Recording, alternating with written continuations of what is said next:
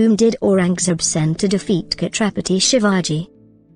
Although he had sent a lot of his chieftains, but by giving a fairly large army, he also sent his maternal uncle Shasta Khan with an army of more than 1 lakh. This was the first such surgical strike on the land of India that Chhatrapati Shivaji Maharaj gave a living example of indomitable courage and his world-famous guerrilla technique by entering such a large army. Shasta Khan had to run away by pressing his tail without fingers. So I will tell this in full detail in the history.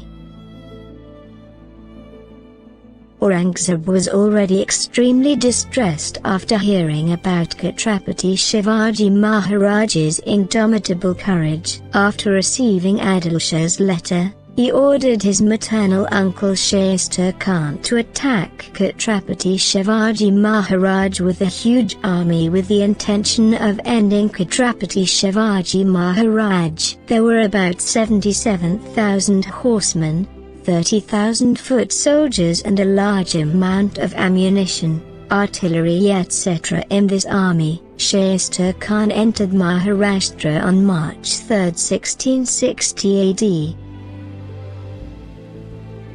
There was panic among the public and the most of the people left the village and started running towards the forests. Shasta Khan reached Pune after taking control of the fort of Supan and Chakan with the army. Shasta Khan had camped on May 9, 1660 in the Lal Mahal of Chhatrapati Shivaji Maharaj in Pune. Khan's chieftains encamped around Lal Mahal. Khan was an experienced Mughal Sardar. He stayed in Pune for 3 years from 1660 to 1663 but did not get any success. Chhatrapati Shivaji Maharaj was in Raigad at that time. In Pune's Lal Mahal, where Chhatrapati Shivaji Maharaj had spent his entire childhood and adolescence, where Jijabai's melodious voice resounded every morning. Today a feast of beef and drug addicts was spread for Shasta Khan and his chieftains. There was indecent uproar of dancing, singing and drug addicts. Fun, drinking, gambling etc. were going on in the army camps too. Shasta Khan had also kept a strict guard all around, so that Marathas could not enter Lal Mahal or army camps from any side. The total army in Raigad Fort under Chhatrapati Shivaji Maharaj was not more than 15,000, whereas the combined army of lakhs of Mughal and Adilshahi and Chhatrapati Shivaji Maharaj's handful of Swarajya-loving Marathas. For this reason, there was no direct movement from Chhatrapati Shivaji Maharaj's side. Chhatrapati Shivaji Maharaj consulted Jijabai and trusted chieftains, ministers and spies in Raigad to consult about how to drive away Shasta Khan, the foundation of Mughal rule. And by secretly entering the Lal Mahal of Pune surrounded by more than 1 lakh army equipped with guns and cannons, prepared a very audacious plan to eliminate the enemy, about which no one else got a clue. April 6, 1663, the day before Ramnavami, Chaitra Shukla Ashtami, was chosen for the implementation of the plan. The intelligence system of Shivaji Maharaj was very efficient and detailed. Its main responsibility was on the skilled-witted Bahurji Naik. Chhatrapati Shivaji Maharaj had made such a daring plan on the basis of his information. One of the main reasons for choosing this day for the campaign was that it was the month of Ramadan. After fasting for the whole day, the Mughal army used to sleep in a deep sleep after eating and drinking a full stomach naturally after the sunset. Only the guards, were awake. Sunset was about to happen. At the same time, Chhatrapati Shivaji Maharaj ordered Marapan Pingal and Netaji Polkar to start the campaign. Immediately the preparations for the campaign started. First of all, 2,000 brave Maratha soldiers came and stood under Padmavati mountain. Chhatrapati Shivaji Maharaj also left for Lalma after saluting Matajijabai and seeing Goddess Bhavani. He took 400 selected brave soldiers with him and divided the rest of the army into two groups, which were headed by two chief generals. After that, everyone went ahead with the army. Chhatrapati Shivaji Maharaj with his Maratha heroes moved towards Lal Mahal with ease. This group had created a farce of wedding processions. He reached inside with the wedding procession. After the evening, riding on a horse, a young groom covered with a golden-colored shawl and flower garland, followed by a procession with musical instruments. Everyone entered the city, acting like a marriage procession, laughing and joking. Chhatrapati Shivaji Maharaj was disguised as a drummer.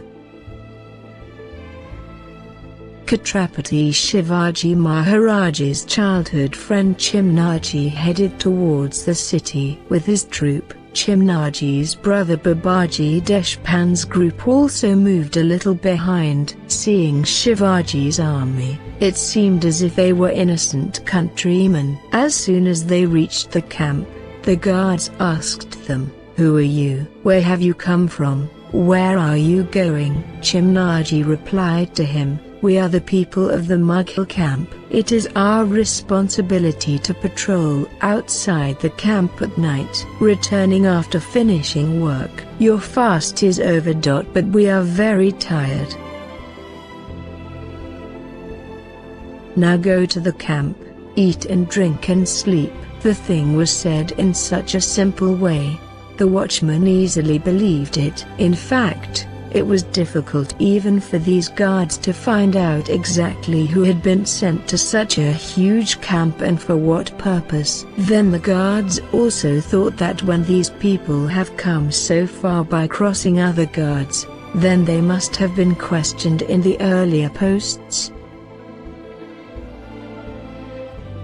Many people from Chhatrapati Shivaji Maharaj's army had entered the city posing as grasshoppers, bringing grass for the horses, elephants and other cattle of the Mughal camp. Chhatrapati Shivaji Maharaj and other groups somehow reached the kitchen. In the kitchen, there was a small door at the back, which was not very strong, for the cook, the servants and the servants to come and go. With his companions, he quietly entered the kitchen in the dark through his well-known path, where the voices of those washing utensils could be heard.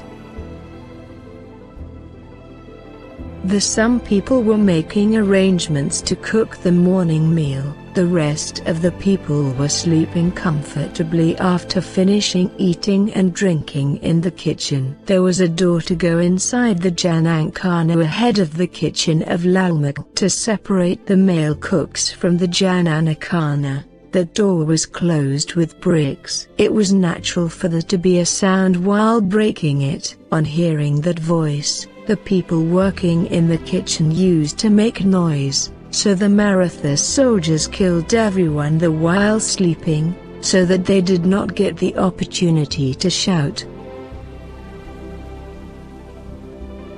Then started breaking the brick wall. After a little effort, the wall broke. But the door was locked from inside. Had to use a hammer to break it. A servant was sleeping on the other side of the door. He woke up on hearing the sound and ran to inform Shasta Khan.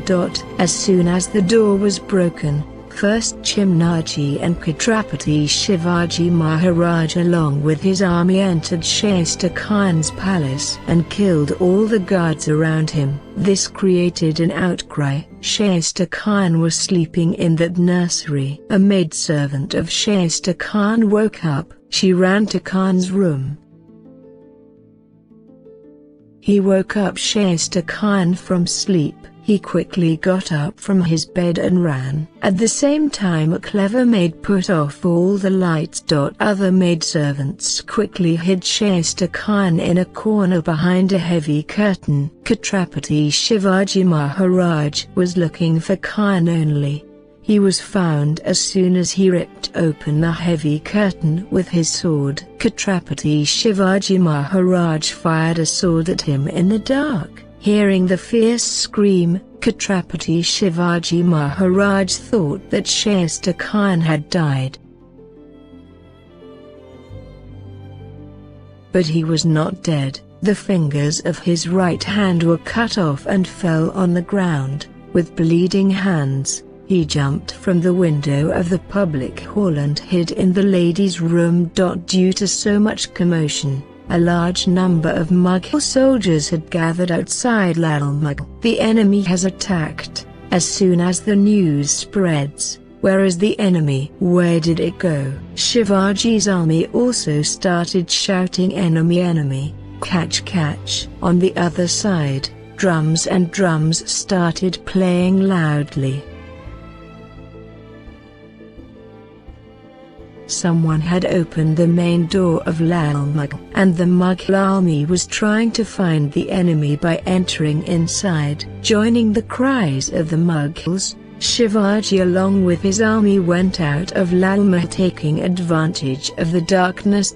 After a long time, the Mughal army understood that Chhatrapati Shivaji Maharaj went out of the Mughal camp with his army. A piece of the Mughal army ran to catch the Marathas. Seeing the Maratha army running with torches from a distance, the Mughal army ran in the same direction to catch Chhatrapati Shivaji Maharaj. But the Mughals reached there and saw that torches had been tied on the horns of many bulls, and those bulls were running hither and thither out of fear. The Marathas had already realized that the Mughal army would come to capture Chhatrapati Shivaji Maharaj. For this reason, by lighting torches on the horns of the bulls,